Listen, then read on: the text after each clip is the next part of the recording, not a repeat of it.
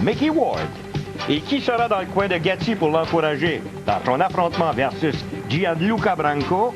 Nul autre que Mickey Ward, maintenant son meilleur ami. Du Boardwalk Hall à Atlantic City, au réseau des sports, Arturo Gatti s'attaque au premier aspirant de la WBC pour le titre des super légers, laissé vacant par Costazou.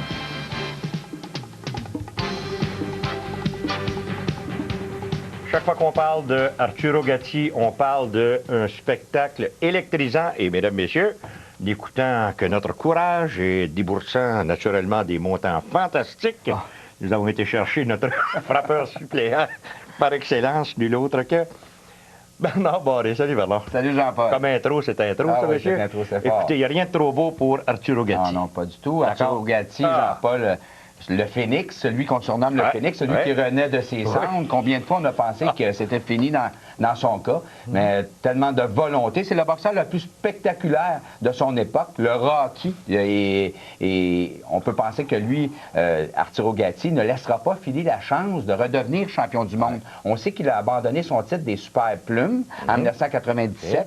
Il avait remporté 4 victoires dans cette division. Et là, il a quand même réussi à se hisser au 2e rang des super légers. Et Gianluca Branco a moins d'expérience. Il est le champion d'Europe. On donne Arturo favori. Et pour lui, c'est de continuer à faire des millions, Jean-Paul. Arturo Gatti a 7 victoires, 5 défaites dans ses 12 derniers combats et n'a jamais gagné moins de 1 million. Ce soir, 2 millions.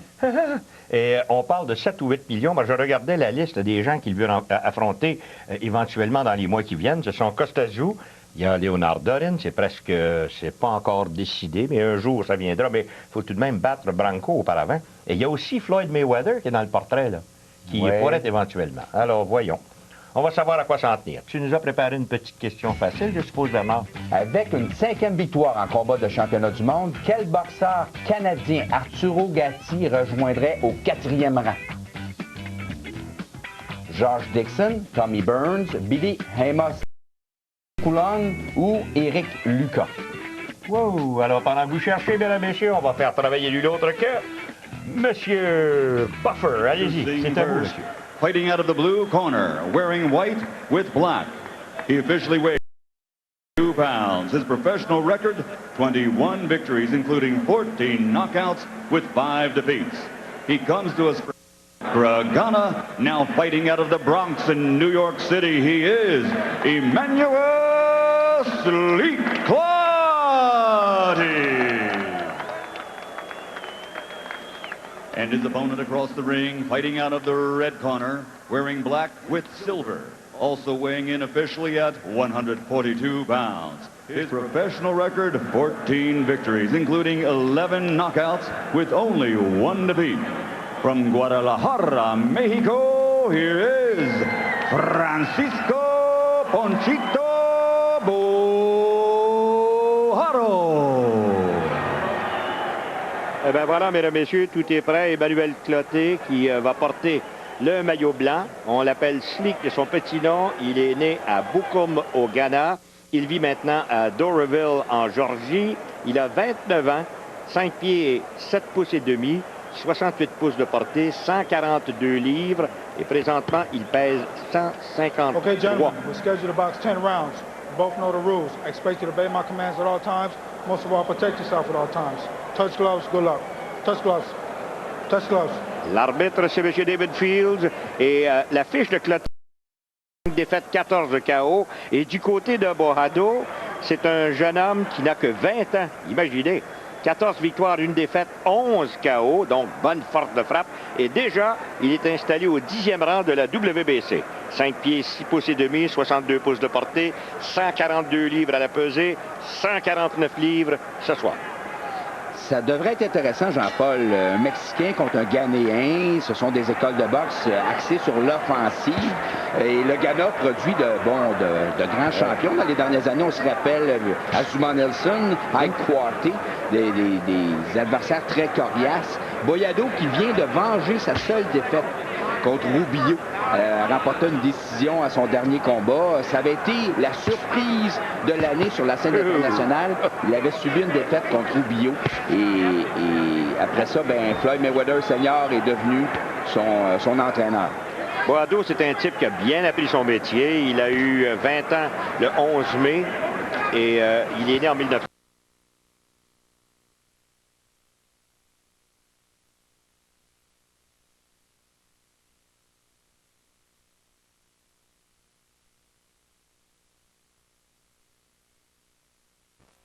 Il a eu 20 ans le 11 mai et il est né en 1983. Chez les amateurs, pour votre information, il a une fiche de 168 victoires contre seulement 15 défaites, ce qui est excellent. Il aurait fait partie de l'équipe mexicaine pour les Jeux olympiques de Sydney, mais avait seulement 17 ans. Je n'ai pas trouvé son nom. Ouais, mais pourtant, c'est bien marqué. Il avait seulement 17 ans. Voilà. Donc, et on sait que pour aller aux Jeux olympiques, ça prend 18 ans. À ce moment-là, il avait tourné professionnel. Ah, OK. Bon. Pro depuis 2000 ans, donc... 2000 ans. 2001. 2000 ans. Il avait été invité au Danse de Canal. Sa seule défaite, c'est une décision en 10 reprises contre Juan Carlos Rubio, tu l'as dit. Et il a vengé cet échec. Et puis... Et dans le moment, c'est une grosse commande parce que Clottey n'a pas la fiche, naturellement, aussi reluisante que celle de Boado. Mais il faut vous dire qu'il a déjà 26 combats derrière lui. Tout de même, 21 victoires, 5 défaites, 14 KO. Et il a causé une des plus grandes surprises sur la scène internationale l'an passé en battant le médaillé d'or des Jeux olympiques de Sydney, invaincu chez les pros, Mohamed Kadir Abdoulayev. Avait perdu presque tous les rounds. Il lui avait passé le KO au 10e round. Donc, pour lui, Clottey, qui, dans ce combat aujourd'hui, est un substitut, puisque Boyado était supposé boxer contre Jesse James Lea, qui lui s'est blessé aux côtes à l'entraînement. Et Clottey, une chance, avait boxé au mois de novembre, devrait être en bonne condition. Mais il demeure que c'est un bon test pour le jeune Boyado parce que Clottey conduit surtout avec sa main arrière. Dans son combat contre Abdoulayev, comment tu l'as appelé? Mohamed Kadir Abdoulayev. Abdoulayev. Bon, voilà, on l'a eu. Oui. Écoute, le pointage était 90-81, 89-82 et 89-82 pour Abdoulayev. Et finalement, c'est Clottey qui lui a passé le TKO. Bonsoir la visite. Alors imaginez quand vous êtes en avance comme ça, vous avez gagné presque tous les rounds et finalement vous vous faites battre. Ça, c'est presque décourageant. Mais Abdoulayev est revenu et dans le moment, il a repris le chemin de la victoire. On peut dire ça. Boyado nous a démontré la grande qualité technique. Bon, on va s'arrêter pour une pause, messieurs, allons-y.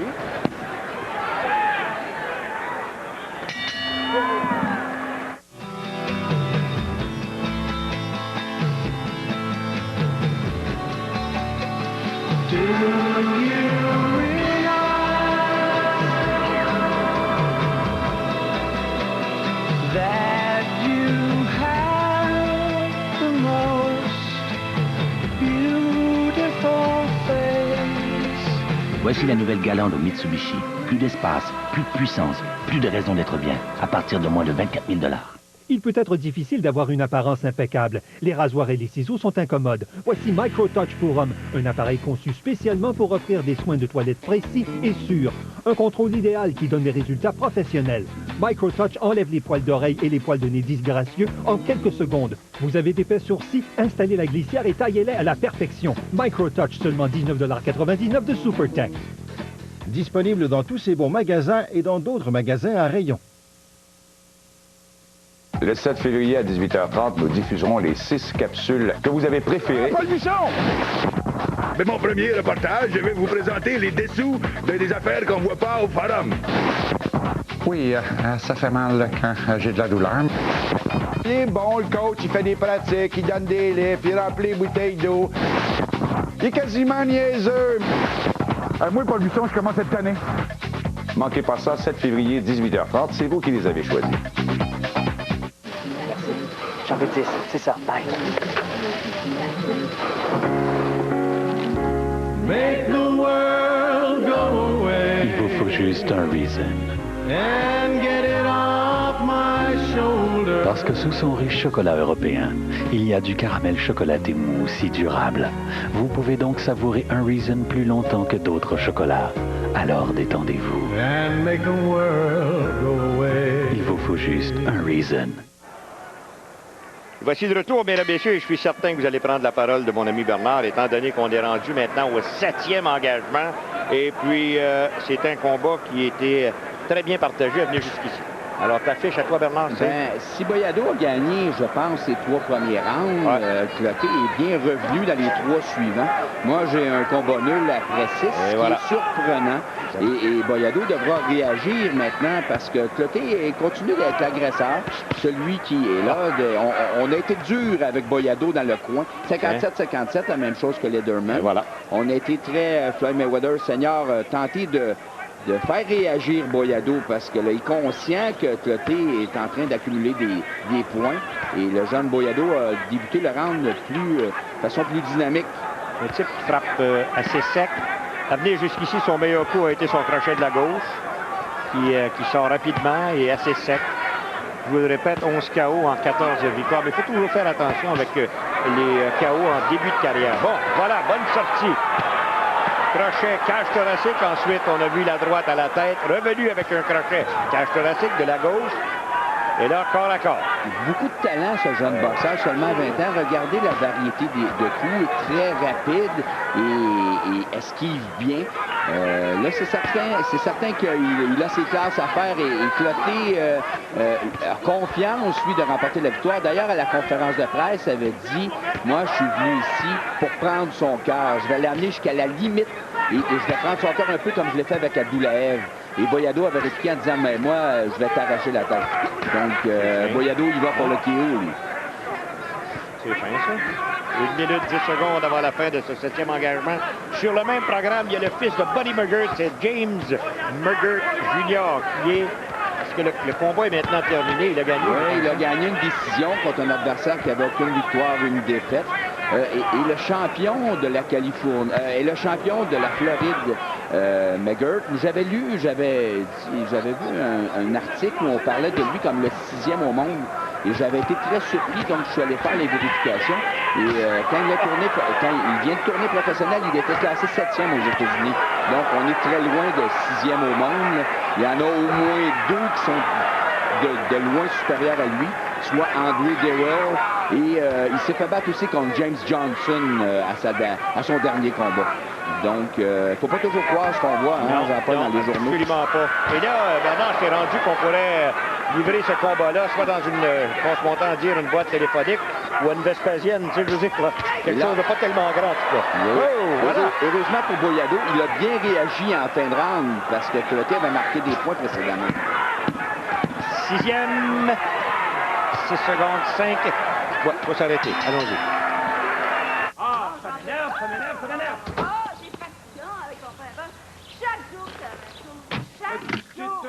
Voici la nouvelle AVO de Chevrolet, la voiture officielle de la Sainte Paix.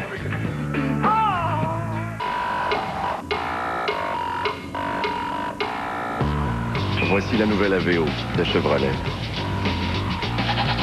la voiture officielle de la semaine d'initiation.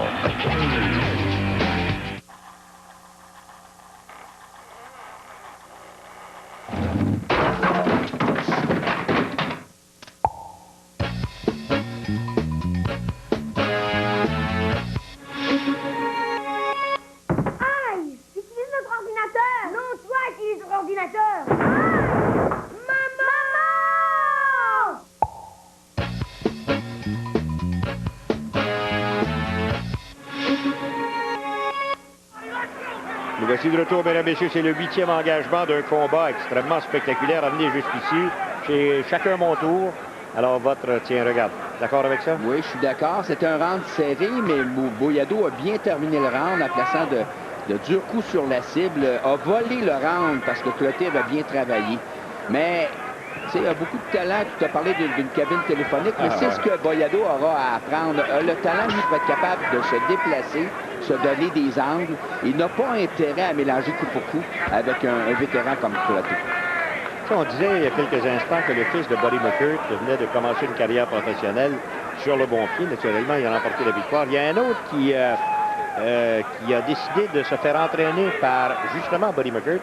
C'est Joël Casamayor maintenant, oui, c'est ça? Le Cubain Joël Casamayor qui va se battre en combat revanche contre Diego Corrales. Ça avait été tout un combat. Casamayor avait été au tapis l'an passé et Corrales 2 fois au tapis. Finalement, le combat avait été arrêté au 10e, au moment où Corrales saignait beaucoup, soit à l'œil, à la bouche. Et là, ça sera le combat revanche. Ça sera intéressant parce que suite à ce combat, Casamayor, même s'il avait gagné, a mis fin à son association avec Joe Goulden et lui a changé de coin. Il s'en va travailler maintenant avec Corrales et McGirt, lui, va travailler avec Casamayor. Dans le cas de Cloté, il faut tout de même vous dire que lui, il est un remplaçant de dernière minute puisque le combat devait avoir lieu entre Francisco Bojado et lui l'autre, parce que Jesse James Léa, le vétéran, mais Léa a été blessé, donc on a fait appel à Cloté et il s'est amené en excellente forme physique, comme on le voit. Ah oui, et on peut voir, on peut remarquer qu'il est confiant. Il continue à mettre de la pression sur le jeune Boyado. Il pense, lui, d'en venir à bout un peu comme de causer la surprise. C'est certain que pour lui, une victoire sur Boyado, et automatiquement, il serait dans le top 10 mondial de toutes les associations. Parce que Boyado, tout le monde le voit comme un futur champion. Donc, il ne veut pas laisser passer sa chance. Et encore moins quand on est sur les ondes de HBO pour un boxeur, c'est très prestigieux. À 20 ans. À 20 ans seulement, imaginez. Boyado disait Léa, bon, il est blessé. Moi, je veux absolument quand même boxer. Je veux pas que le combat soit remis. Il avait déjà été remis parce que Boyado avait été blessé. Donc là, il a dit, trouvez-moi quelqu'un. Mais là, c'est Cloté et Cloté lui donne une bonne opposition. Et dans le moment, je peux vous dire que Boyado apprend bien son métier. On a déjà vu qu'il est capable de prendre... Il semble avoir un bon menton parce que tout de même, Cloté a quoi? 14 KO en 21 combats. On va s'arrêter là-dessus.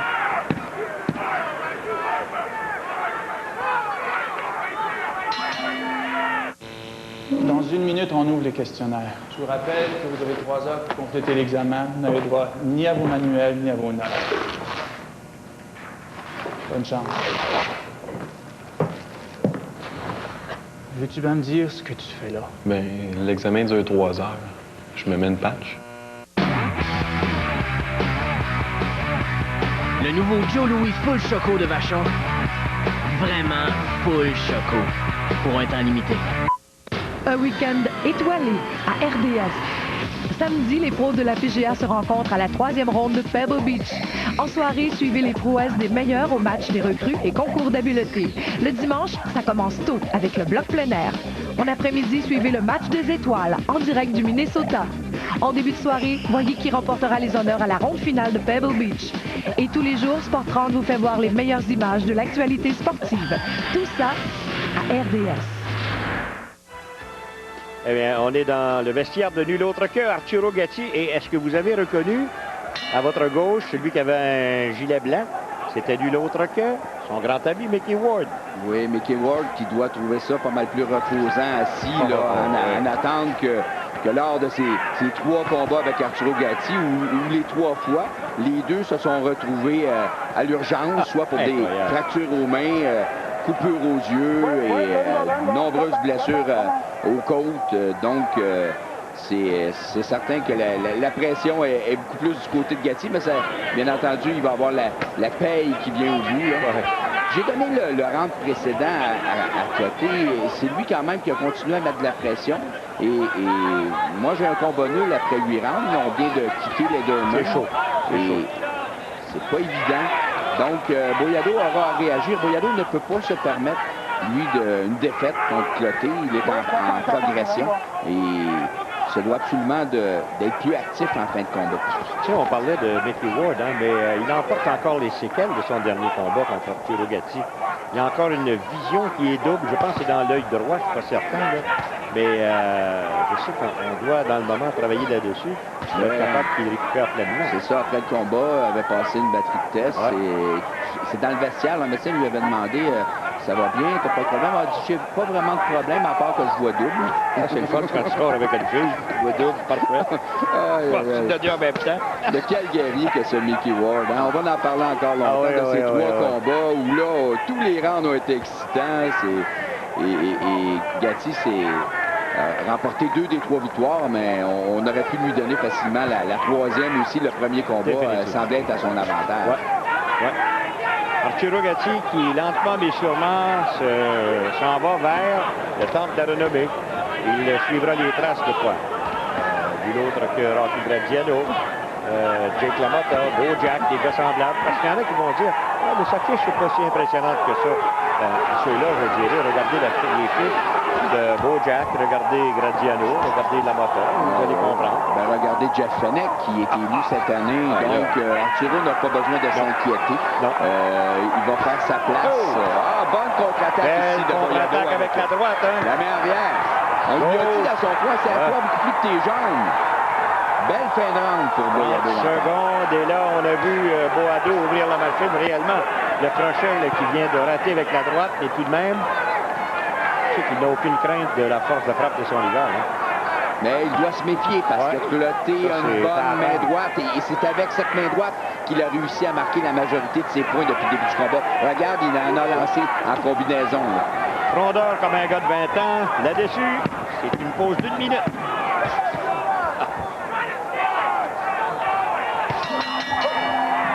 Juste au moment où je me demandais, est-ce que ça existe encore une auto vraiment excitante? Wow! Je vais passer une voiture qui avait l'air vraiment le fun. Et juste au moment où je me disais, je me verrais dans cette auto-là, je vais passer une autre voiture qui avait l'air vraiment le fun, elle aussi. 2 voitures, pareilles, mais pourtant différentes. Les toutes nouvelles et grandes lauréates Mazda 3 et Mazda 3 Sport. Imaginez encore plus. Ton équipe aime ça gagner? Alors, participe au concours Gagne en équipe avec CCM Vector. Et cours la chance de gagner le nouveau bâton de hockey monopièce en composite Vector V120 de CCM. Pour participer, regarde le hockey des Canadiens à RDS afin de connaître l'indice dévoilé pendant la capsule CCM Vector. Et inscris-toi sur le site rds.ca. À chaque match, un grand gagnant recevra 20 bâtons Vector V120 de CCM à partager avec les membres de son équipe. Allez, vas-y, qu'est-ce que t'attends pour faire gagner ton équipe? Le voici de retour, mesdames et messieurs, combat très intéressant. C'est le dernier engagement, le 10e. Et Bernard, on peut y aller avec... eux, ils ont 87-84. Nous, on a 86-85. Voilà. Donc, on peut penser que Boyado ne doit pas se contenter de se déplacer, mais devra marquer des points. Boyado avait manqué de discipline après sa défaite, après sa victoire contre Lucero. Mauro Lucero, le vétéran, qui était très dangereux pour lui, il lui avait passé le KO au premier round en 2001. Et suite à ça, 3 mois plus tard, il s'était présenté contre Rubio, mais avait été obligé de perdre 25 livres dans les semaines précédant son combat et avait fait une contre-performance. Et suite à ça, Floyd Mayweather Senior, maintenant qui s'en occupe, et il tient les guides très serrés. Mais Boyado, tu fais pas ça quand tu as 20 ans. Oui, Boyado aura intérêt à parfaire, sa technique est bonne, mais aura intérêt à bouger mieux avec des pas de côté, se servir mieux de ses jambes. Il est capable de le faire, mais il est trop statique dans le moment. Du côté de Cloté, il n'a pas eu tellement de difficultés à l'atteindre avec son crochet de la droite. Oui, sa main droite, c'est sa main droite qui a marqué des points, Jean-Paul, tu l'as bien dit. C'est peu servi de son crochet de la main avant. Et généralement, Boyado réussit à bloquer son coup. Et là, Boyado encore là. Regarde que ses coups sont courts et sont pris ici. Pour... Encore une fois, revient bien. Non, ce gars-là, il est marqué quasiment comme le blue chip, là. Oui, déjà dans le top 10 mondial, à seulement 20 ans. Va nous offrir sûrement de très bons combats dans les prochaines années. Il sera une grande vedette, surtout de par son style. Oui. Demeure maintenant à Los Angeles. Il est né à Guadalajara. A été élevé là-bas. Belle droite, crochet.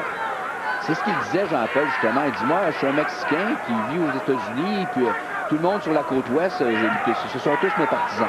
Oui, écoute, c'est combien il y a de Mexicains en Californie. Californie, Texas, et ainsi de suite. Bravo. En tout cas, on pourra dire une chose, c'est que Cloté était prêt pour ce combat. Il n'a pas ralenti pour un substitut. Il donne toute une performance. Exactement. Il aura obligé Boyado à puiser dans ses ressources. Il gagne sa bourse très honorablement. Encore une fois, des deux mains maintenant. D'habitude, on voit Boado sortir avec un crochet de la gauche, revenir avec un crochet de la droite, en restant à la tête. À l'occasion, il va aller à la cage thoracique. Ce qui aurait fait la différence de ce round, c'est la précision de Boyado. Cloté a lancé beaucoup de coups, mais regarde, Boyado a réussi à les esquiver ou les bloquer. Et voilà, c'est fini. Donc, nous allons faire la pause. On revient avec la décision aussitôt que les gens auront décidé là, que la fête est finie. D'accord?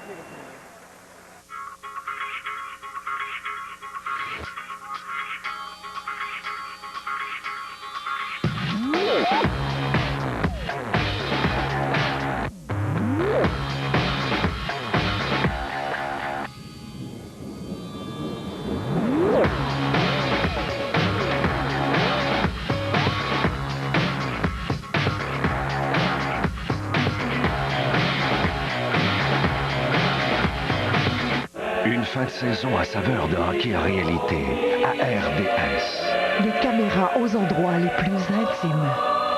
Une course aux séries dont le scénario n'est pas écrit d'avance. De l'émotion à fleur de peau. Des échanges musclés entre équipes consentantes. Suivez le prochain épisode du hockey réalité des Canadiens.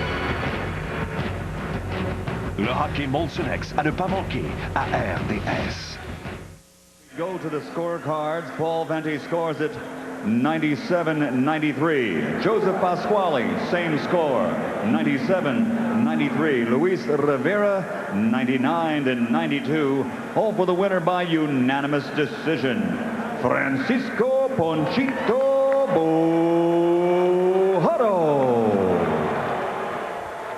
Eh bien voilà, nous avons notre gagnant et les trois juges ont opté pour 97-93, 97-93, 99-92.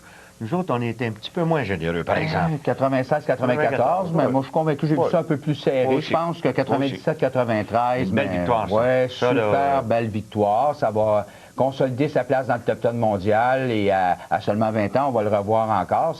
Éventuellement, ça peut être un adversaire pour Arturo Gatti. Je comprends donc. Vous savez qu'on ne vous en a pas parlé, mais ils sont là. Déjà là-bas, il y a Yvon Michel qui est là, Alexandra Croft, qui est gérante de boxeur aussi, Stéphane Larouche est là. Et qui est-ce qui est assis avec eux? Nul autre que Léonard Dorine. Parce qu'on parle, naturellement, il faut se comprendre, là. Ça serait cet été, juin, juillet. Dorine avec Arturo Gatti, j'aimerais ça voir ça. Écoute, ça serait tellement spectaculaire, hein? On sait, c'est deux styles de boxeurs qui se marieraient bien, puisque Dorine, lui, c'est un boxeur très offensif, et Gatti, lui aussi, c'est un guerrier. Ce qui a changé maintenant depuis qu'il est entraîné par McGirt, c'est qu'il est devenu un guerrier intelligent. A réussi maintenant à se servir de ses atouts. C'est un boxeur de talent, Arturo Gatti, capable de se déplacer, capable de se donner des angles. C'est beaucoup amélioré avec McGirt. Si je ris, c'est parce que je voulais vous montrer, mesdames, messieurs, de quelle façon Arturo Gatti et Mickey Ward sont devenus des amis intimes. Tiens, regardez, ça c'est après le dernier combat. C'est pas un accident de voiture là, qu'il y a eu, là. Ça c'est Arturo Gatti qui a fait ça. OK? Bien, attendez, le docteur Coletta qui est là. I've seen like, you know, you get hit, you get that dizzy, I was getting that, but... Is it cleared up? Has it cleared up? Somewhat. Not somewhat. A double vision? Oh, just a little. I got hit right here in the temple. See my head swollen? Okay. Can you make a fist? Okay. Close it up. Oh, I got it.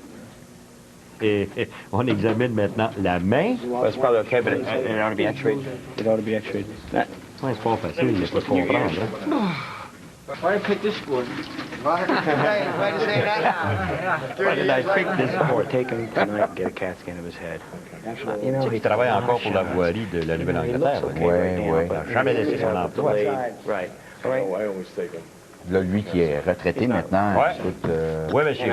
il nous a donné tellement de bons spectacles. Là, on le transporte à l'hôpital par l'ambulance pour aller vérifier au cas où il y aurait eu des blessures graves. Je vous le dis tout de suite, il n'y avait rien de grave. La coupure qu'il y a là, c'est pas pire qu'au hockey quand les gars décident de se frapper un coup de bâton dans le visage. Parce que lui, au-delà d'Arturo Gatti, on a un qui a scrappé son combat contre Emmanuel Burton. Tu te rappelles quelle bagarre que ça avait été? Mais regardez bien, là, il entre à l'hôpital, on l'amène à l'urgence. Pas mal moins de monde à l'urgence là-bas qu'il y en a ici. ici. Hein? Ouais. On va lui passer ce qu'on appelle en anglais un CAT scan, si vous avez mieux une résonance magnétique. Je suis pas capable de le dire. I'll be able to take this and stuff, and it's my last fight though anyway, so I'm glad to be able to get out right now, you know. Don't want to go through this no more. On voulait voir s'il y avait eu danger là, de commotion ou quoi que ce soit. C'était tellement fait malmener, encore une fois, dans son troisième combat. Gatti, sublime. Mais regardez bien le co-chambreur, parce qu'on va ouvrir le rideau. Là. Tiens, regardez bien. Le médecin est sur le point d'ouvrir. Il vient de réaliser que c'est... Regardez qui est de l'autre côté, sur l'autre civière. Arturo, ils se donnent presque toujours rendez-vous, ils sont toujours donnés rendez-vous.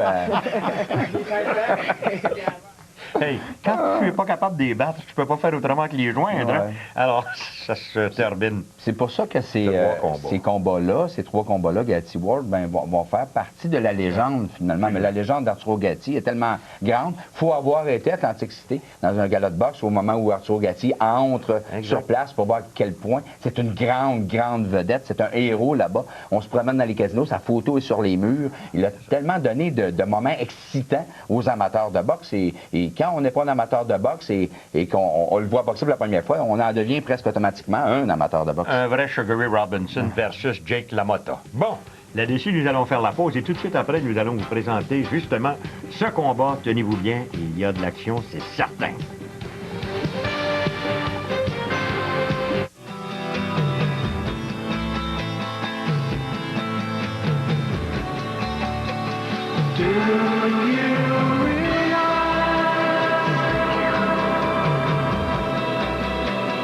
That you have the most beautiful face. Voici la nouvelle Galant de Mitsubishi. Plus d'espace, plus de puissance, plus de raison d'être bien, à partir de moins de 24 000 $.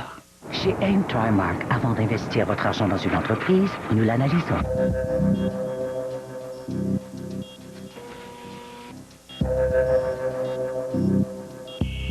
Aucun obstacle. Rien ne nous arrête.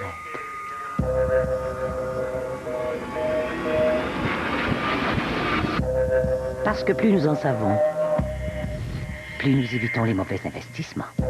AIM Trimark, savoir rapporte. Eh ben voilà, mesdames et messieurs, on vous présente nul autre qu'Arturo Gatti. C'est un combat de championnat WBC des super légers. Le titre est vacant, il a été abandonné par Costazu. Et dans quelques instants, on va y aller entre Arturo Gatti et Gianluca Branco. Branco ne connaît pas tellement. On sait qu'il a une fiche vierge, 32 victoires, aucune défaite, un verdict nul. Mais dans le moment, c'est M. Buffer, c'est à vous. Ladies and gentlemen, main event in association with Caesars Atlantic City, Bally's Atlantic City, and the King of Beers Budweiser is proud to present the featured bout of the evening. 12 rounds of boxing for the vacant WBC Super Lightweight Championship of the World. Sanctioned by the New Jersey State Athletic Control Board, Boxing Commissioner Larry Hazard Sr., Chairman Gerald Gormley. The three judges at ringside scoring this bout will be from Italy, Guido Cavalieri. From the United States, Tommy Kazmarek. From Thailand, Anek Hongtongkam. And when the bell rings, a referee in charge of the action for the 101st time in a world title bout, former U.S. Olympian Rudy Battle. And now, for the thousands in attendance here in Atlantic City, New Jersey, and the millions watching around the world on HBO, ladies and gentlemen, let's get ready to rumble!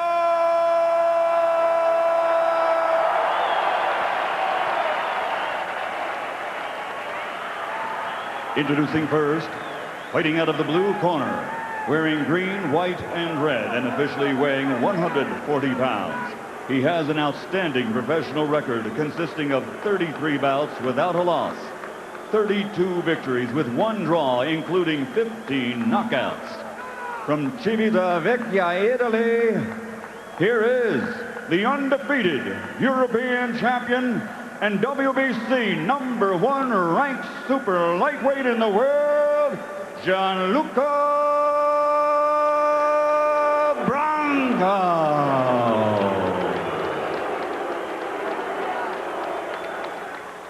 And his opponent across the ring, fighting out of the red corner, wearing white with blue.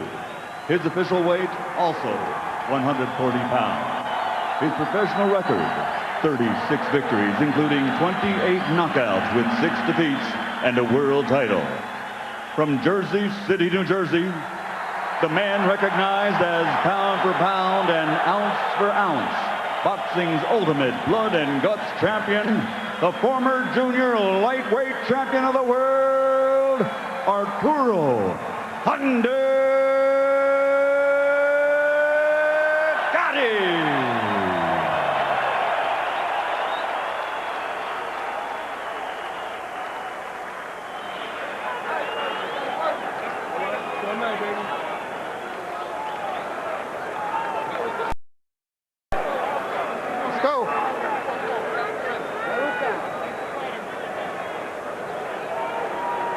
Okay, gentlemen, you have both received your pre-fight instructions. As I instructed you in the dressing room, barrier. We will be using the 3 basic commands: stop, break, and box. I will gesture. Let's have a nice, clean contest. Good luck to both of you. Touch gloves. Okay. Eh ben, ça fait drôle d'entendre Rudy Battle, qui est un ex-olympien, qui officie dans son 101e combat de championnat, je pense, dire il y a ici un problème de langue. Il faut vous dire que Arturo Gatti est né à Montréal, vit au New Jersey, il est d'origine italienne. Je suis certain qu'il parle italien. Il parle 4 langues, Arturo Gatti. Bon, justement. Et Gianluca Branco est italien. Ouais, c'est ça. Il n'y a pas de borrage de langue. Non, pas du tout. Et en boxe, c'est simple. Seulement l'arbitre peut dire 3 choses: stop, break et boxe. Et voilà. Donc, c'est très, très simple. Alors, les couleurs de l'Italie, vert, blanc et rouge, chez Gianluca Branco qui les porte. 32 victoires, aucune défaite, un verdict nul. Il n'a jamais combattu à l'extérieur de l'Europe. C'est-à-dire qu'il a livré 31 de ses 32 combats en Italie. L'autre a eu lieu en France. Et ses 2 derniers combats, quoi là ou non, hein, il a gagné des décisions, mais en 6 rondes seulement. C'est des combats de 6 rondes. Incroyable. Ça, avait remporté le titre championnat d'Europe. J'avais vu le combat contre le Français Mapuka et avait gagné une décision partagée, mais avait eu une blessure, avait eu la main fracturée à partir du 4e round. Ça avait été difficile pour lui. Par la suite, a défendu son titre contre George Scott, le médaillé d'argent des Jeux olympiques de Séoul, qui est entraîné par Dundee. Un instant. Et il avait défendu la dernière fois contre le Danois Alan Vester, avait passé le KO à Vester au 10e round. J'avais eu l'occasion aussi de voir ce combat. Mais là, il a réussi à placer quelques bons coups, ce qui fait en sorte qu'Arturo se doit de réagir immédiatement et de démontrer qu'il veut être le maître sur le ring dès le départ. Voilà, la fiche de Arturo est de 36 victoires, 6 défaites, aucun verdict. Il a 28 de KO. Ce que j'ai bien aimé quand on a demandé à Gatti s'il avait l'intention de venir à Montréal, il dit: je dois ça aux Montréalais d'aller combattre pour un combat de championnat chez nous. Incroyable, mais va. Le problème avec Branco, c'est qu'il boxe droit et il s'immobilise souvent le long des câbles. Et ça, c'est dangereux face à un cogneur comme Gatti qui est capable de se donner trouver des ouvertures, créer des ouvertures. Un peu comme il vient de le faire. Donc, Gatti, pour lui, son travail, ce sera d'amener Branco dans les câbles. 1 minute maintenant avant la fin de ce premier engagement. Le combat est prévu pour 12 assauts, étant donné que c'est un combat de championnat. Et on a vu Gatti y aller avec quelques bons coups à la cage thoracique, uppercut de la droite. Bien appliqué, mais... mais droite par-dessus, solide. Branco a un bon menton. Oui, parce qu'il a été touché durement là, dans les derniers instants. Il doit justement être en mesure de considérer la puissance de Gatti, puisqu'il revient encore une fois. Il a été amené dans les câbles encore une fois. Et pour votre information, c'est le 3e combat à Atlantic City. Les 3 combats de Arturo Gatti à Atlantic City ont attiré des salles combles, c'est-à-dire au moins 12 000 personnes, parce que la salle est comble à 12 000. Et ce combat est à la télé aussi, à HBO, et les gens se déplacent quand même. Alors imaginez, le seul combat autre que celui de Gatti qui ont attiré une salle comble, c'est le combat où et Hopkins versus, tu sais, le soir où on a vu Hopkins, j'ai eu Mayorga et ainsi de suite. Et voilà, on va rester dans les coins, savoir un peu ce qui se passe et connaître peut-être un peu plus Gianluca Branco. Only thing that we got to do is move our head a little more. Because what he's doing, he's countering you with the jab, he's countering the jab with the right hand. Okay? Good boxing, relax. Good boxing, more water. Huh? Relax. It's your show. Okay, just move the head a little more and some more jabs. Okay? Ouais, now you look, bien. get a little more relaxed. Bouge ta tête, lance ton jab plus souvent. Buddy McGirt est heureux.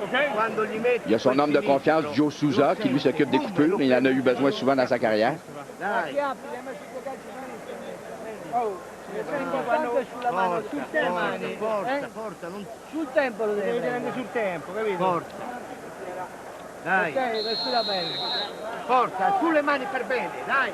Oui, va en avant. Mais là, va en avant, là. Rentre dans les coups de Gatti, là. Ça, c'est dangereux, ça. Très dangereux.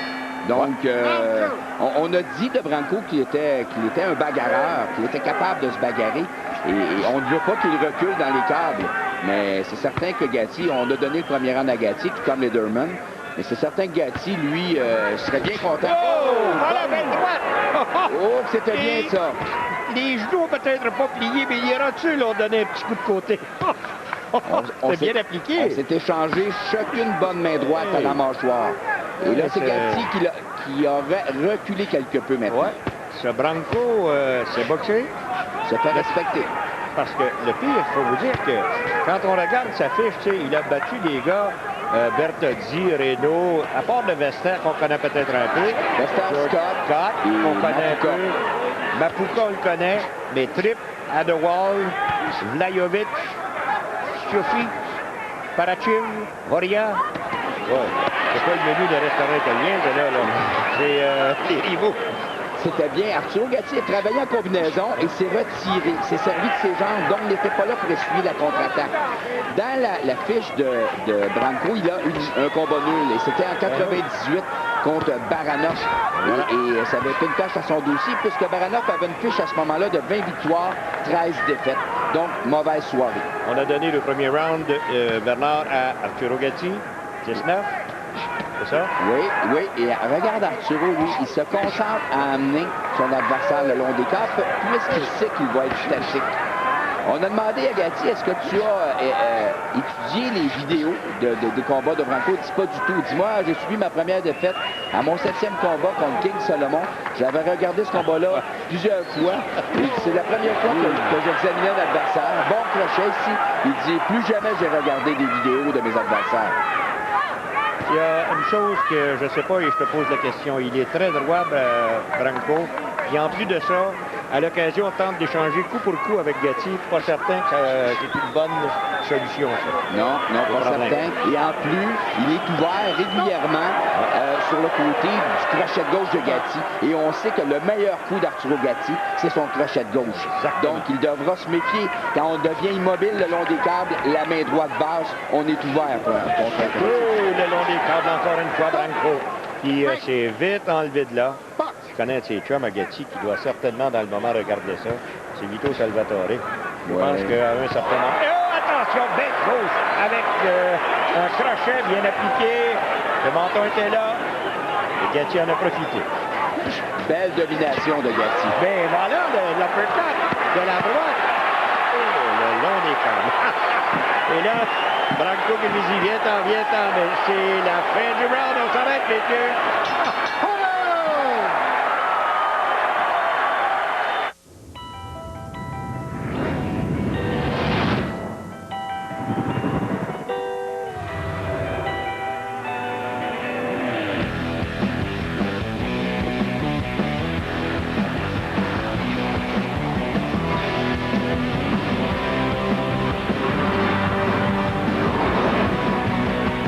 Le Chinook est arrivé. Et à 36 200 $, il ne restera pas longtemps.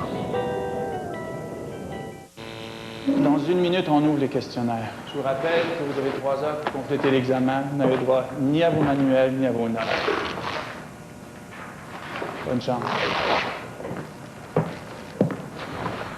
Veux-tu bien me dire ce que tu fais là? Ben, l'examen dure 3 heures. Je me mets une patch. Le nouveau Joe Louis Full Choco de Vachon. Vraiment Full Choco. Pour un temps limité. De retour à Atlantic City, round de numéro 3. On a donné le deuxième à Gatti, 19, un petit peu plus serré. Bernard, d'accord? Oui, c'est ça. Gatti, voilà, comme Lederman, a été l'agresseur et celui qui a placé le plus bon coup solide sur la cible. Tu as parlé de Vittorio Salvatore tout à l'heure, Jean-Paul. Gatti fait sa boxe olympique, lui, bien au Québec, a boxé pour l'équipe du Québec, a boxé pour l'équipe du Canada, était au championnat du monde au Pérou en 1990. Et puis, lui, dans le temps, il faisait partie du club de boxe olympique sur l'avenue du Parc, du regretté Dave Campanile. Et les vedettes à ce moment-là, à la fin des années 80, étaient Vittorio Salvatore, Michele Moppa, son frère Joe Gatti, Steve de Souza. C'était l'équipe par excellence au Québec, le club olympique du temps de Arturo Gatti. Eh bien, on salue tous ces gens-là. Et vous voyez, il y a des gens debout là, dans l'assistance parce que, hop, attention. Perdu l'équilibre. J'espère. Oui, il n'a pas été atteint solidement. Il y a des méchantes batailles dans l'assistance. Sais-tu pourquoi, Bernard? Sais-tu pourquoi? Je viens d'entendre ça. C'est qu'il y en a qui ont imprimé des faux billets. Et on a 2 billets pour le même siège. Et il y a quelques armoires à glace qui sont arrivées pour rencontrer d'autres armoires à glace assis là. C'est mon siège, non, c'est le mien. Donc, beaucoup d'actions sur le ring, beaucoup d'actions en dehors du ring aussi. Gatti qui a pris le contrôle du round, encore une fois, a réussi à amener Branco dans les câbles. Et là, il cherche, il fait des feintes, de la provocation, cherche les ouvertures. Le style de Branco est tellement droit que quand il lance, la tête, il va de côté. Tu as remarqué ça? Oui, c'est ça. N'est pas très souple dans ses jusqu'à maintenant, il va présenter un bon menton. Oui. Il est très entraîné. On s'aperçoit qu'il a été très sérieux. Et lui, là, il a une fortune dans les mains. Hein. S'il devait vaincre Arturo Gatti, imaginez. Écoute, il a eu sa plus grosse bourse en carrière, 1 demi-million contre Gatti. Voilà. Gatti a 2 millions pour ce combat. Donc, lui, c'est certain de battre Gatti. Ça serait avoir la chance de se retrouver dans ses bottines pour négocier. Là. Exact. 40 secondes avant la fin de ce troisième. Encore une fois, Gatti qui amène Branco le long des câbles. Le fait rater avec son crochet, la gauche. Et Branco est nerveux, hein? On peut le sentir nerveux. Il tient ses mains hautes, des petits gestes saccadés. A goûté à la puissance de Gatti depuis le début du combat. Exactement. 20 secondes. Ça devient impressionnant. Là, tu arrives à Atlantic City, tu sais que tu es à la télévision, la grosse télévision. Pas facile, hein? À part de ça, il vient d'une famille de boxeurs. N'oubliez pas que son frère Silvio est champion. Et on reviendra avec ça puisque c'est la pause.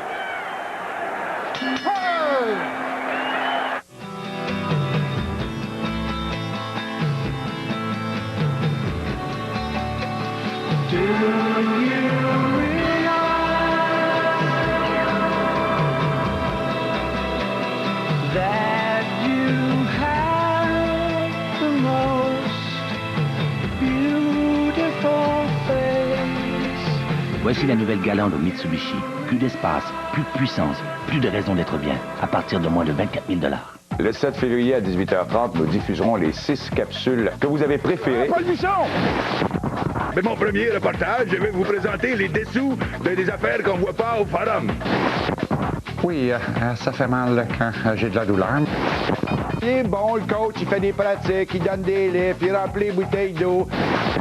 Il est quasiment niaiseux. Moi, Paul Buisson, je commence cette année. Manquez pas ça, 7 février, 18h30. C'est vous qui les avez choisis. Retour à Atlantic City, mesdames, messieurs. Combat qui est bien enclenché, très intéressant. Et après 3 rondes, on a quoi? 30-27 dans le on a encore donné le round à Gatti, qui était incisif dans ses coups. C'est celui qui a décidé où ça se passerait, comment ça se passerait. Ouais. Alors, le 4e engagement. Bernard, je vais te poser la question. Et si, naturellement, l'action devait partir là en peur, je devrais t'interrompre, mais il y a eu les sélections olympiques canadiennes. Ça s'est passé à Shawinigan? Oui, c'est ça, pour identifier les 11 meilleurs boxeurs, les 11 divisions de poids. Et les Québécois en ont remporté 5 sur 11. Le jeune Sébastien Gauthier de Mirabel Antonin Descaries de Montréal, Benoît Godette de Drummondville, Jean-Pascal de Montréal et Kevin Vizier de Québec. Il est de Montréal ou de Laval? De Laval, tu as raison, Jean-Paul, de Laval. Un instant, parce que j'ai vu, et je félicite le courrier de Laval que je reçois chaque semaine et qui parle moindrement que Jean-Pascal réussit quelque chose de bon. C'est automatique dans le journal. Et attention, l'œil gauche de Gatti commence à montrer des signes juste en dessous de l'œil. Pascal, qui est d'ailleurs le leader de l'équipe canadienne, un talent exceptionnel, a gagné la médaille d'or au Commonwealth, une médaille de bronze aux Jeux panaméricains. A eu des performances tout à fait exceptionnelles dans les dernières années. Donc, on compte sur lui pour se qualifier. Il faut peut-être même aller chercher une médaille olympique à Athènes. Tant mieux. En tout cas, tu peux regarder dans sa filière que j'ai ici, là, tous les articles qui ont été rédigés dans le courrier sont dans sa filière à lui. Donc, on les part jeunes, puis on les garde pour longtemps, le plus possible. 1 minute 10 secondes maintenant. Gatti qui est de plus en plus en confiance, de plus en plus vigoureux, agressif, incisif. Et Branco devra réagir parce que dans le moment, Gatti fait le combat qu'il avait prévu. Là. Et tu sais, Jean-Paul, Branco n'a jamais été au tapis dans toute sa carrière. Donc, c'était un défi supplémentaire pour Gatti. À venir jusqu'ici, en tout cas, on est au 4e engagement avec encore 45 secondes. Pour vous dire qu'il a un excellent menton parce que Gatti l'a atteint assez solidement à l'occasion. Tu as parlé tout à l'heure du frère de Branco. Vient de remporter au mois d'octobre le championnat du monde de la WBA des mi-lourds à 37 ans. Une longue carrière professionnelle couronnée maintenant. Et là, ça sera payant pour lui. Mais moi, pour connaître son frère, je trouve son frère meilleur que Gianluca.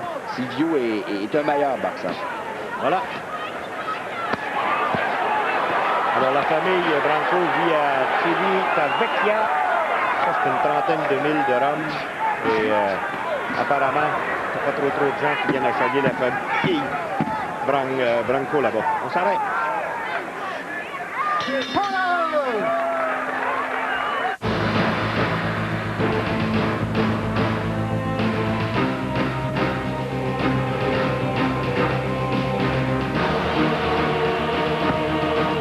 Amenez-moi un consulat, s'il vous plaît.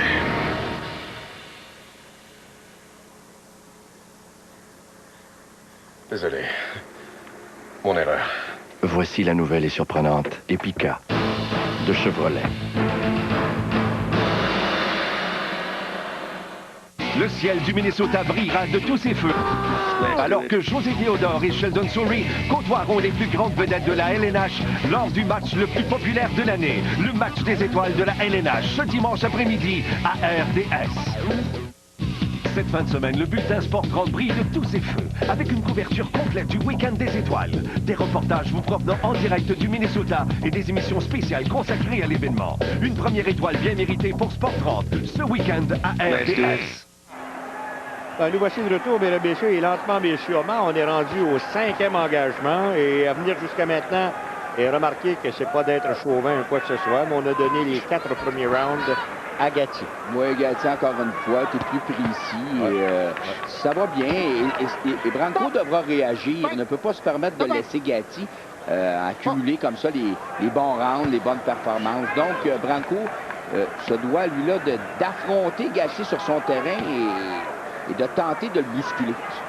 C'est peut-être une idée que je me fais. On dirait qu'il est figé. On dirait qu'il est gêné dans ses mouvements. Mais... On dirait qu'il ne veut pas prendre l'initiative. On dirait qu'il je sais pas, il est mal à l'aise parce qu'il n'est pas chez lui. On dirait qu'il ne veut pas que Gatti se choque. Ouais, je sais pas. Il ne peut pas le faire choquer. Tu sais, il ne faut pas oublier, là. Vas-y. Parce qu'on sait qu'Arturo, lui, ne refuse jamais la bien appliqué au moment où l'autre lançait un direct de la droite. C'est que depuis le début, Branco travaille avec des coups uniques. Il ne travaille pas en combinaison. Et on sait que Arturo, lui, ne refuse pas la bagarre. Et certain, Branco a dit, lui, qu'il avait étudié les vidéos de Gatti. Étudié seulement les vidéos de ses défaites. Parce qu'il dit, je veux savoir comment ils l'ont fait pour le battre, pourquoi ils l'ont fait, et pourquoi et comment. Et essayer de m'ajuster.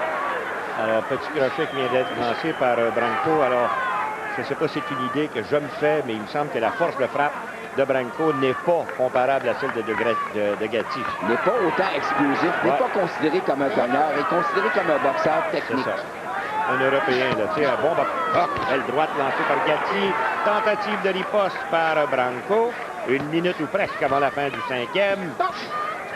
Ce que Branco a réussi dans ce round, c'est ne pas être repoussé dans les câbles. Contrairement aux 4 premiers où régulièrement Gatti l'amenait dans les câbles, là, a réussi à se tenir dans le centre du ring et avoir plus d'espace pour réagir. Ce qui l'a fait bien paraître dans ce round. Et à venir jusqu'ici, je suis agréablement surpris par ce Gianluca Branco parce que, naturellement, les gens n'étaient pas tellement favorables à la venue de ce type-là, puisqu'on s'est dit, ben, c'est un gars qui ressemble, qui a une belle fiche, parmi les meilleurs, mais il s'est boxé. Hein? Oui, il réagit bien, surtout là, il a été capable de s'adapter dans ce round, donc c'est son meilleur round depuis le début, et a obligé Gatti à reculer quelque peu. On y va en jab, hein, d'un côté comme de l'autre, alors ça veut dire que la défensive est peut-être assez bonne. Et là, les visages commencent à être tuméfiés, croyez-le, balle droite à l'avantage de Branco, et on va s'arrêter là.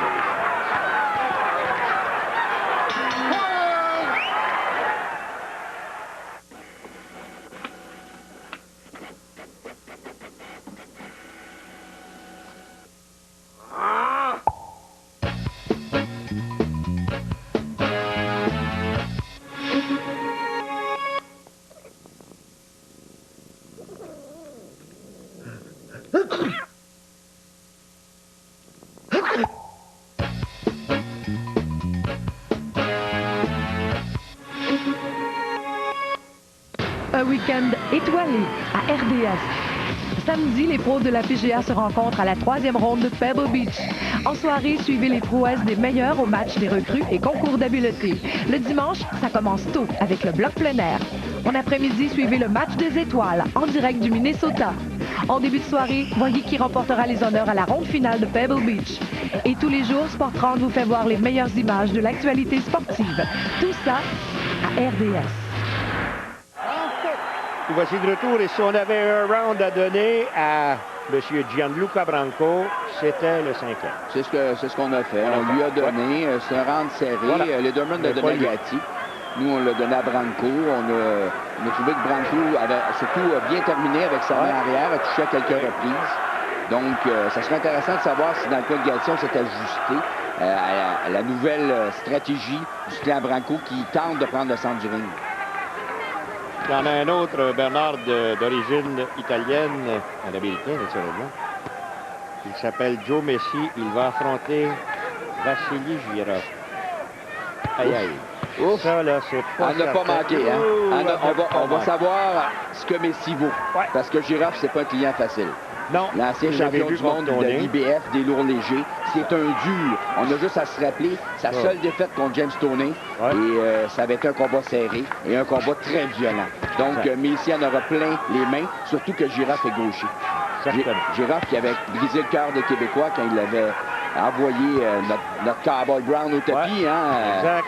Au 8e, un gros corps au foie. Et il avait conclu le combat serré à ce moment-là.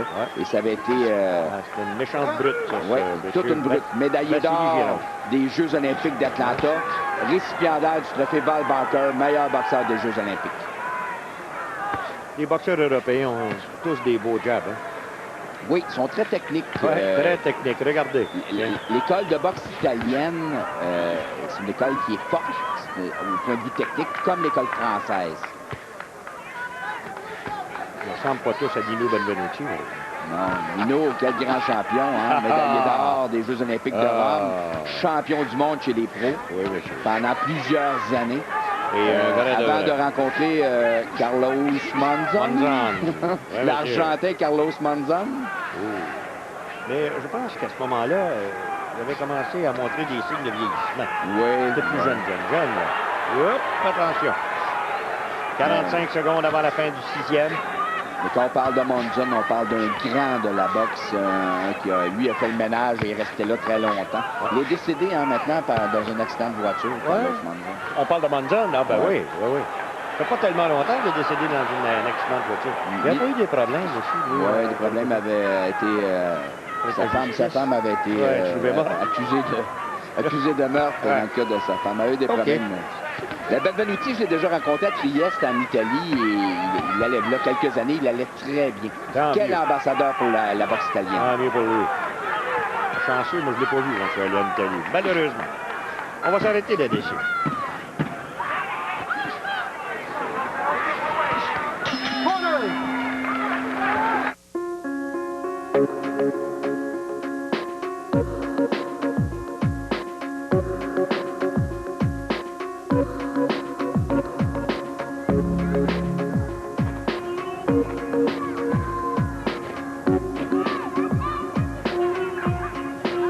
Madame Bergeron. Ça fait plaisir.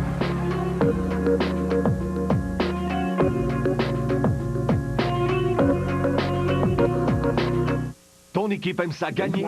Alors, participe au concours Gagne en équipe avec CCM Vector et cours la chance de gagner le nouveau bâton de hockey monopièce en composite Vector V120 de CCM. Pour participer, regarde le hockey des Canadiens à RDS afin de connaître l'indice dévoilé pendant la capsule CCM Vector et inscris-toi sur le site rds.ca. À chaque match, un grand gagnant recevra 20 bâtons Vector V120 de CCM à partager avec les membres de son équipe. Allez, vas-y, qu'est-ce que t'attends pour faire gagner ton équipe? 7e engagement. Et le dernier, Bernard, qui l'a donné à Gatti. Voilà. Puis lui, c'est replacer les choses, c'est donner des angles, c'est servi de ses jambes et placer des bons coups sur la cible. Là, encore une fois, là, avec son double jab, a réussi à faire reculer Branco. Donc, repris son rythme.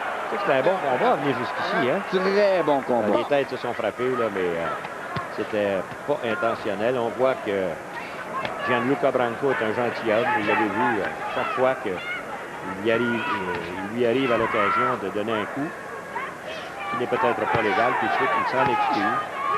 C'est pas intentionnel non plus. Attention! Non! Regardez le viseur de Gatti, sa main droite. Sa main droite, il s'était fracturé à son dernier combat contre Ward. Il a eu une douleur, ça c'est évident.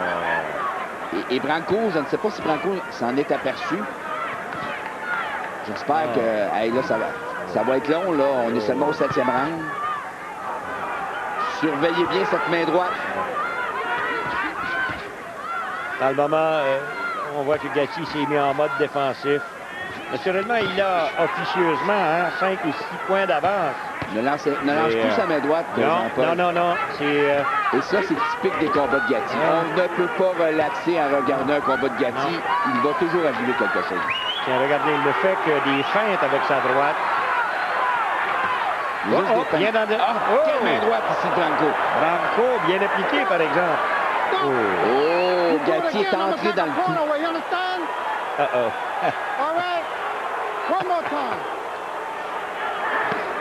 Alors, dans le moment, Branco va peut-être profiter de cette blessure. J'espère que c'est pas fracturé. Encore une fois, Gatti a lancé cette main droite, mais c'est pas convaincant. Il doit souhaiter. Quand ça fait plus mal frapper que de se faire frapper, on est en problème. D'habitude, ça lui prend quasiment un round complet là, pour être capable de revenir et laisser la douleur.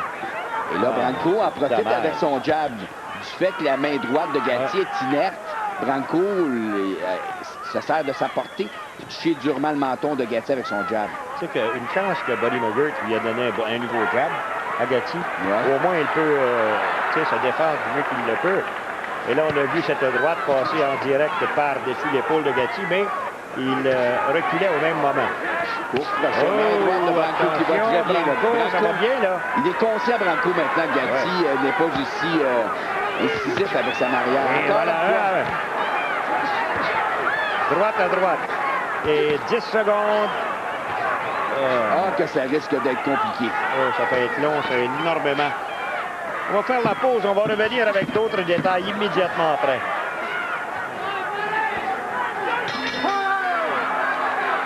Chez Aim Trimark, avant d'investir votre argent dans une entreprise, nous l'analysons.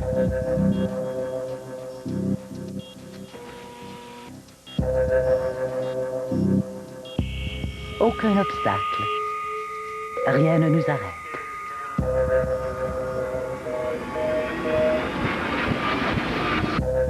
Parce que plus nous en savons, plus nous évitons les mauvais investissements.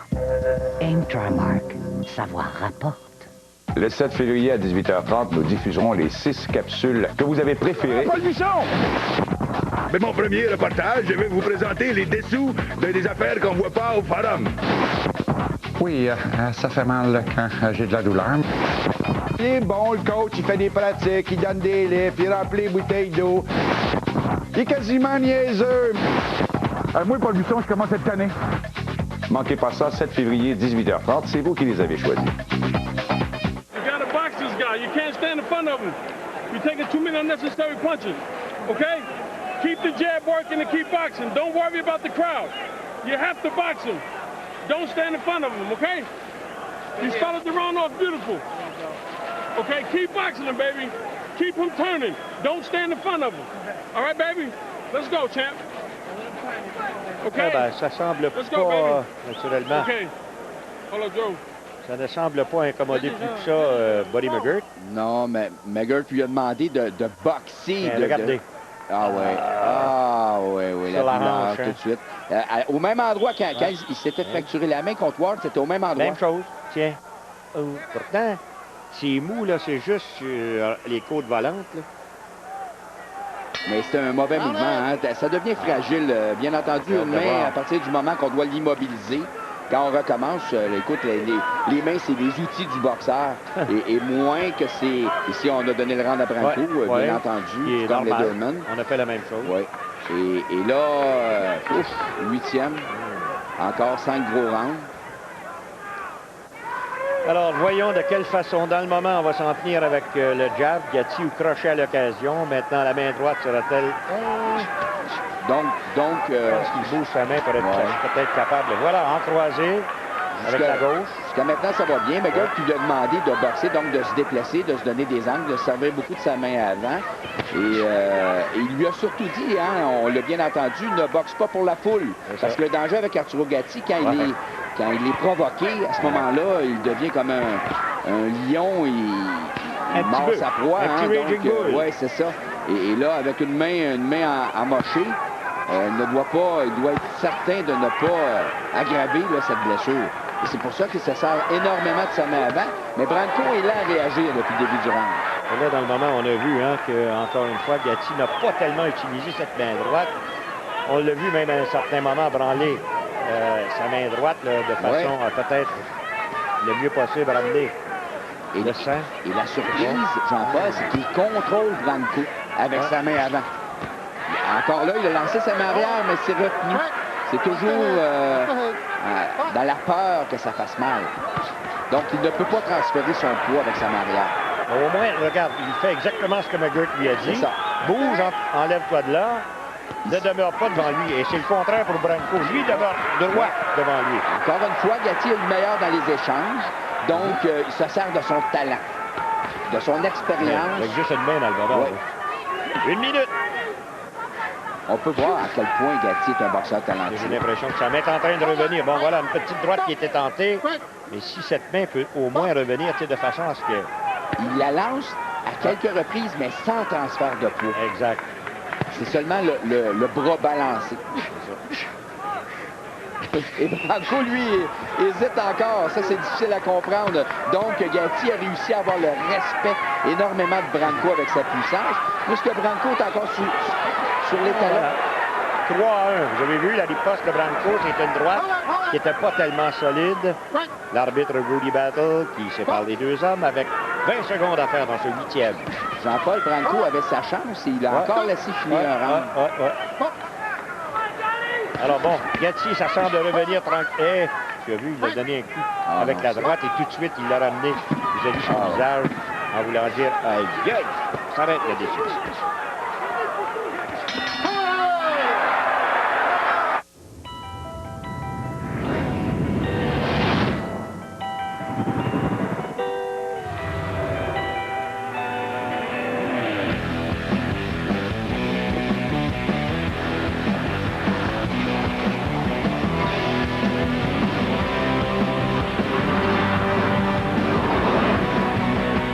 Le Chinook est arrivé.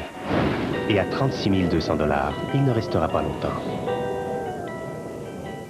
Une fin de saison à saveur de hockey en réalité à RDS. Les caméras aux endroits les plus intimes. Une course aux séries dont le scénario n'est pas écrit d'avance. De l'émotion à fleur de peau. Des échanges musclés entre équipes consentantes. Suivez le prochain épisode du hockey réalité des Canadiens.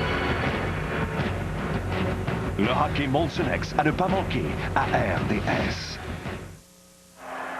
On est rendu au 9e engagement et lentement mais sûrement, il semble, en tout cas juste avec une main, Bernard, tu lui as donné le dernier round. Oui, je lui ai donné le round, a contrôlé le round et a fini avec un double crochet de la main avant. Donc, dans le coin de Branco, on n'est pas content. Là. On dit mettre de la pression. Là. Le gars, on a réalisé que Gatti ne se sert presque pas de sa main arrière. Mais Branco est très respectueux de Gatti. Ne se lance pas en attaque, ne travaille pas en combinaison, devrait toutefois travailler en combinaison, mais encore et sous le mode, sur le mode de coup simple. 2 minutes 20 secondes maintenant. Et dans le dernier round, on a vu Gatti lancer 48 jabs. Il a atteint la cible 21 fois. Ouais. Pas méchant, ça, pour un type qui n'en avait pas de jab auparavant. Et au début du combat, Branco le challengeait avec son jab. Et jab sur jab, les deux se faisaient mal. Mais là, Gatti a réussi en se déplaçant, à se donner des angles. Et il est tout seul dans la bataille du jab. Il avait été tout seul dans la bataille du jab dans le round précédent.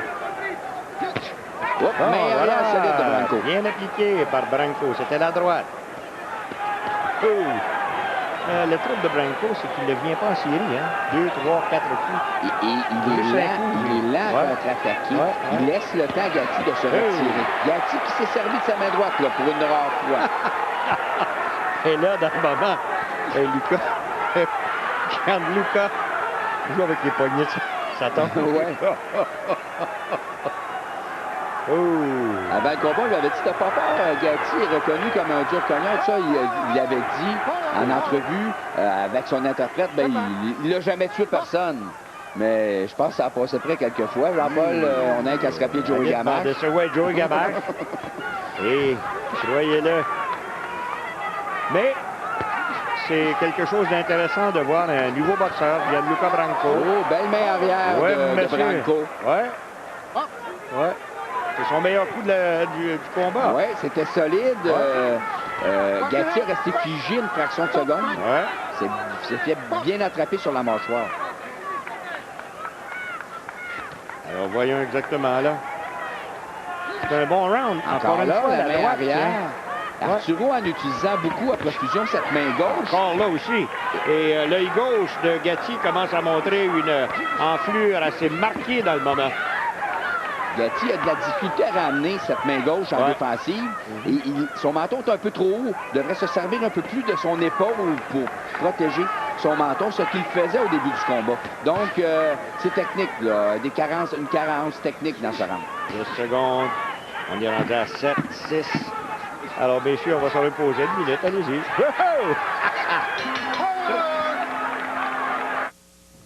Ce Sport Flash vous est présenté par Mitsubishi Motors, maintenant établi chez nous. Embarquez-vous.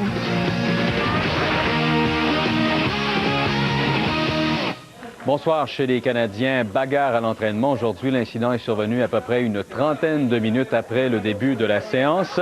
Pierre Dagenet a atteint Craig Rivet d'un tir frappé directement sur un pied. Celui-ci n'a pas apprécié et l'a aussitôt fait savoir à Dagenet. Les deux joueurs ont jeté les gants, se sont bagarrés quelques instants sans plus de dommages. On ne saura que demain la nature de la blessure subie par Rivet. Une semaine après avoir subi sa 8e commotion cérébrale, sa 6e au cours des 4 dernières saisons, Eric Lindros doit maintenant observer un repos complet. Le joueur des Rangers a déclaré qu'avant d'effectuer un retour au jeu, il espérait avoir plus de détails sur son état de santé. Et le directeur général des Sénateurs, John Muckler, aimerait renforcer son équipe en termes de robustesse et étudierait la possibilité de rapatrier le dur à cuire Rob Ray. On aura tous les détails à 22h.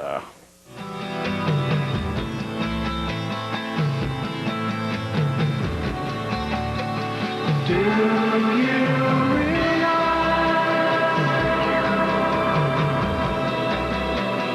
that you have the most beautiful face Voici la nouvelle Galant au Mitsubishi. Plus d'espace, plus de puissance, plus de raison d'être bien, à partir de moins de 24 000 $. Ah ben, on est rendu au 10e engagement avec tout ça. Et là, naturellement, 10, 11, 12, ce sont des rondes de championnat. Faut pas oublier ça. Et notre pointage... On a donné le round, nous, à Branco, le round précédent, comme Lederman. Ouais, moi, j'ai 87, 84. C'est ça, et Lederman 88, 83, voilà. Donc on n'est pas si loin. Alors, dans le moment, les meilleurs coups depuis cette blessure, c'est arrivé au 7e, lorsque Gatti a grimacé. Belle gauche, encore une fois, avec le crochet, toujours à l'avantage de Gatti. Gatti, maintenant, qui semble... en droite, qui a été lancé. Main droite encore. Et là, Gatti, on dirait qu'il veut peut-être augmenter quelque peu le tempo, tout au moins la force de frappe. On va commencer à travailler en combinaison. On va envoyer une combinaison, mais encore là, c'est sûr que c'est dérangeant qu'on ait blessé une main, mais son jab va vraiment bien. Et là, il se sert mieux de ses jambes. McGirt lui a demandé d'utiliser ses jambes, il le fait. Il le fait bien, il n'est pas une cible facile. Dans le moment, encore une fois, ça fait drôle de voir Gatti comme boxeur et non pas comme slugger. Ben, c'est ce que McGirt a réussi à lui donner ce contrôle en lui-même qu'il n'avait pas. La seule fois où on peut dire qu'il l'a eu, c'était contre le premier combat contre Lucy Patterson, quand il n'était pas certain de remporter la victoire et qu'il avait remporté la première fois le championnat du monde chez les Super Plumes. C'était la seule fois que je l'ai vu discipliné du début jusqu'à la fin. Les autres combats, dès que ça ne fonctionne pas à son goût, ben là, il se plante les deux pieds dans le tapis et il les change tout pour tout. Encore une fois, des deux mains à courte distance. Sa mère est sur place, hein, Ida de Montréal est là et c'est la fierté de Montréal-Nord, bien entendu, Arturo Gatti, qui s'est séparé de Lina Pena, qui était sa fiancée depuis quelques années au mois de décembre, ce qui l'aurait affecté. Ici, Branco a ses deux bons coups. Oui, bonne droite surtout. Alors là, Branco qui tente peut-être d'y aller un peu plus avec ses deux mains. Remarquez que Gatti avait accumulé les points au début du round et Branco a réussi à toucher durement la cible sur cette séquence. Les mains de Branco sont parties toujours assez hautes, malgré tout. C'était solide! Transfert de poids complet sur la mâchoire. Crochet, je dois te dire que je suis impressionné par M. Gianluca Branco qui s'est relevé de ça. Et celui-là, et là, 15 secondes, est-ce que Gatti va y aller pour le KO? Tous les gens sont debout. Quel crochet spectaculaire. Et ça, c'est du Gatti tout crochet. Mais comme crochet de gauche, ça, c'est un vrai crochet professionnel. Croyez-le. On va s'arrêter là-dessus.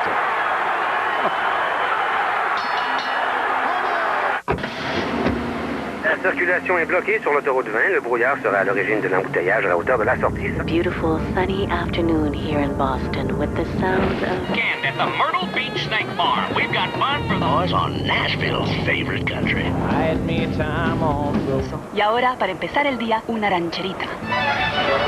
Pour une 5e année consécutive, c'est la fourgonnette qui a la plus faible consommation d'essence de sa catégorie. La Montana de Pontiac, la passion de conduire. Nous voici de retour, mesdames et messieurs, et croyez-le, mais cette gauche qui a été lancée par Gatti, il était en train peut-être de perdre le round, Bernard. Le round était très serré. Et là, avec cette chute au tapis, ben, il se sauve avec le round 18 et on a pu voir 98-91 pour les deux membres. Nous, on est à 97-92 et les gens là sont tous excités dans l'espoir que Gatti répète son exploit parce qu'il ne faut pas oublier que Branco, c'était la première fois de sa carrière qu'il visitait le tapis. Jamais visité le tapis. Et là, il... devant tout le monde, sur HBO. Et oui. Et devant 12 000 personnes. Et devant tous nos gens à RDS. Et Branco est hésitant, bien entendu, s'était fait cogner durement, on ne peut pas le blâmer. Vu les étoiles de la boxe. Donc, encore là, tu as vu le crochet passer par-dessus le gant, frapper à la tempe pour son adversaire. Le gant en défense était trop bas. Et là, Gatti qui, naturellement, joue pour l'assistance. On aime ça là-bas. C'est pour ça qu'on l'appelle le petit Raging Bull. Oui, et dans son coin, McGirt lui a répété à 2 occasions, ne boxe pas pour la foule, boxe pour la victoire. C'est toujours le danger avec Arturo Gatti. Lui, c'est un petit peu un gambler. Il peut tenter le tout pour le tout au risque de tout perdre. Surtout qu'il sait, je pense que on a dû lui dire dans son coin, il est en avance au point. En tout cas, cette gauche que vous avez vue il y a quelques instants, il y en a beaucoup qui ne se seraient pas relevés, Jean-Paul. Voyez-le. Je te rappelle Wilson Rodriguez, Gabriel Ruelas. C'est un peu le même genre de crochet, là. Oui, la même chose. Il a un super crochet. Mais encore à la défense de Branco, je dois dire que je suis agréablement surpris. J'espère que ce gars-là va être revu à la télévision aux États-Unis, au Canada. Il était bien préparé. Et là, il est bien revenu, a pris le centre du ring et oblige Gatti à retraiter quelque peu. Et encore une fois, Gatti regardé dans son coin. Et je suis convaincu que McGirt doit lui donner des consignes. N'embarque pas dans le jeu de changer coup pour coup.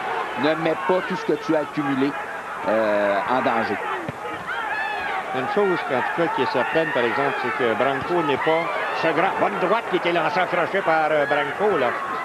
C'est pas un grand lanceur, hein? Oui, Branco qui est reconnu comme un bon jabber, a réussi à placer une série. Encore la main Encore une fois, 2 fois avec la droite, là. Jean-Paul, c'est le meilleur moment du combat à Branco. Il a travaillé en combinaison, il a touché la série. Et naturellement, Gatti, quand tu veux y aller coup pour coup, c'est un type qui ne recule quasiment jamais. Et des fois, il en paie le prix, on l'a déjà vu, hein? Donc, c'est le temps de s'arrêter. Et ça va nous permettre, mesdames et messieurs, de vous présenter, par exemple, les meilleurs chez ce qu'on appelle le top 10, chez les super légers. Costazou, qui est maintenant reconnu comme un super champion par la WBC, donc n'est plus dans le classement officiel. Branco, qui était le premier aspirant. Gatti, le deuxième aspirant. Donc là, il y a un des deux qui va dégringoler. Richard Hayton, Léonard Dorin, qui maintenant il vient d'arriver dans cette division de poids, déjà classé 5e. Paul Spadafora, qu'on connaît bien 6e. Miguel Angel Cotto, qui est très bon lui aussi 7e. Bon, Masakuzu Satake, James Lea, qu'on a passé près de voir en préliminaire, et Chambré Mitchell. Un autre bon, ça aussi. Chambré Mitchell, là, je dois te dire que... Qui est supposé d'affronter Costazou à son retour. Exact. Round numéro 12. Et à venir jusqu'ici, M. Branco, on peut vous dire une chose. Nos hommages. Vous avez réellement bien travaillé. Et si vous aviez la première place au classement de la WBC, peut-être. On a fait comme Lederman, on a donné le round à Branco, ça nous amène à 106-102. Voilà. Et là, Gatti, tout ce qu'il a à faire maintenant, c'est de s'assurer de ne pas se faire toucher durement. Mais encore là, c'est notre pointage et Lederman est sensiblement comme nous, mais ça veut rien dire. Non, surtout. En 2003, ça voulait rien dire en tout cas. Non. Le danger qui existe avec Gatti, tu te dis, ben écoute, tu es en avance, Arturo, casse pas ta tête. Mais non, faut que ça bûche à son goût, à son rythme.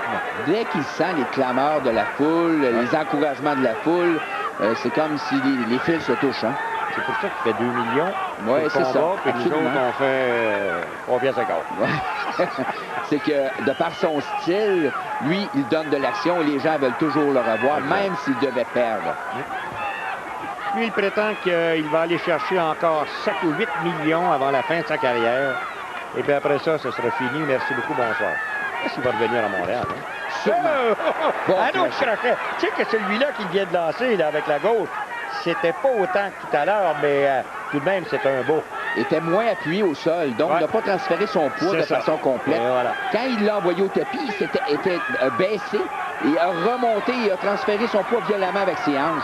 C'est un transfert de poids complet. Encore là, belle combinaison de Gatti. Deux, cette fois-ci, de gauche à droite. C'est encore une fois, gauche-droite.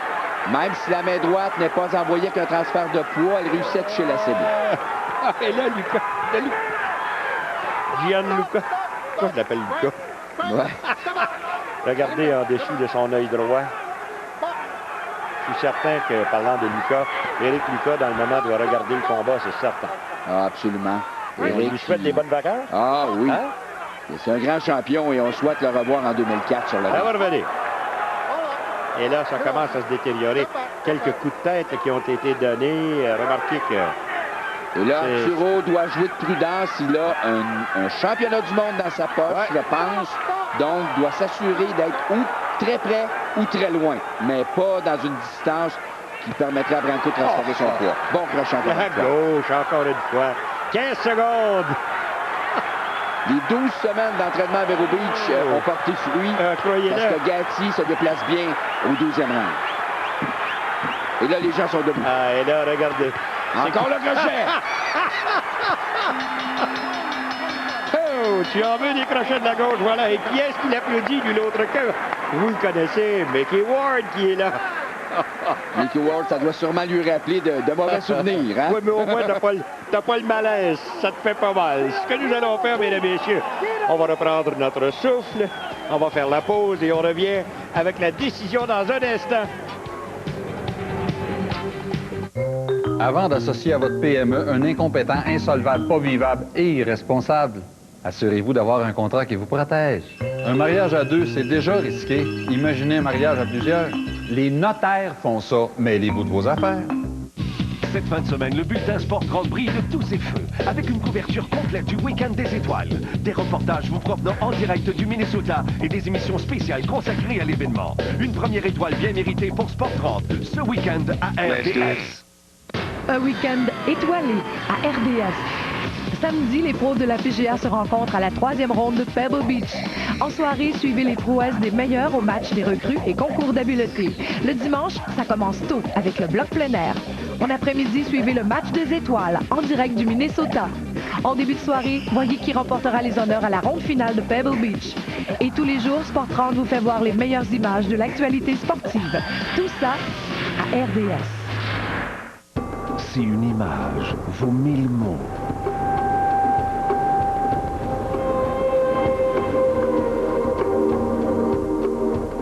alors un dictionnaire tout entier ne suffit pas à exprimer toute la beauté de Pebble Beach.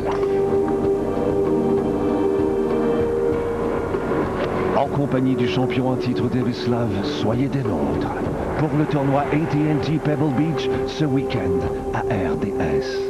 Le ciel du Minnesota brillera de tous ses feux. Alors que José Theodore et Sheldon Souris côtoieront les plus grandes vedettes de la LNH lors du match le plus populaire de l'année, le match des étoiles de la LNH, ce dimanche après-midi à RDS. Avant d'encourir des sanctions parce que les livres de votre PME sentent le moisi, assurez-vous donc qu'ils soient bien tenus et que vos décisions soient bien consignées. Ça vous rend blanc comme neige face à la loi, le fisc, vos actionnaires, la banque, le juge ou un acheteur. Les notaires font ça. Mêlez-vous de vos affaires. La boxe, une présentation de Mitsubishi Motors, fabricant du Endeavour 2004 tout confort. Réveillez vos sens. Et chose certaine, c'est nul autre que notre ami Arturo Gatti qui a certainement réveillé nos sens. Et on attend cette décision maintenant. Nous, on a fini à 116-111. C'est ça, 116-111. On peut dire que le tournant du combat, c'était au 10e round, au moment où Arturo a tranché avec son crochet de la main arrière. Branco, les yeux enflés, Arturo Gatti aussi. Mais depuis qu'il a eu sa chirurgie esthétique, Arturo a moins de problèmes avec ses yeux. Michael Buffer. Of Caesars Atlantic City and Bally's Atlantic City, we go to the scorecards. Tommy Kazmarek, 116 to 111. Guido Cavalieri, 115 to 112. Anek Hongtongkam, 116 to 111, all for the winner. And now, the WBC Super Lightweight Champion of the World from Jersey City, New Jersey. Now a two-time world champion, Arturo Hyde.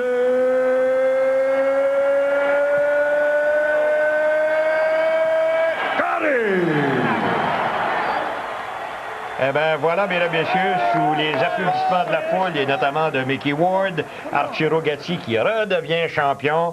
Et je suis certain que d'un bout à l'autre de notre antenne, et je pense que tu as rencontré des gens, toi, qui sont des admirateurs de Gatti aussi. De Gatti et de toi aussi, Jean-Paul, aux sélections olympiques canadiennes qu'il y a eu à Shawinigan, l'entraîneur-chef du Nouveau-Brunswick, Raymond Doiron parlait que les amateurs de boxe au Nouveau-Brunswick suivent l'émission depuis les débuts. Et bien entendu, Gatti est un de leurs idoles, Gatti. On ne peut pas faire autrement qu'être en admiration devant lui. Dans le fond, c'est comme un représentant extraordinaire pour le Québec et pour le Canada. Et ça veut dire, Bernard, qu'éventuellement, parce que c'est lui-même qui a dit « Je veux me battre à Montréal », ça voudrait donc dire qu'on aurait des chances de le voir aux alentours de juin-juillet. On reviendra avec ça parce qu'on a eu une question. Il faut vous donner la réponse. La voilà. Avec une 5e victoire en combat de championnat du monde, quel boxeur canadien Arturo Gatti rejoindrait au 4e rang? Aha. On avait George Dixon, Tommy Burns, Billy Amos Smith, Johnny Coulon ou Eric Lucas. Et la réponse était Johnny Coulon. Et voilà. Dixon, Burns et Coulon sont au panthéon de la renommée de la boxe. Merci Bernard. Et à vous, mesdames, messieurs, on vous dit salut, à la prochaine et bonne boxe.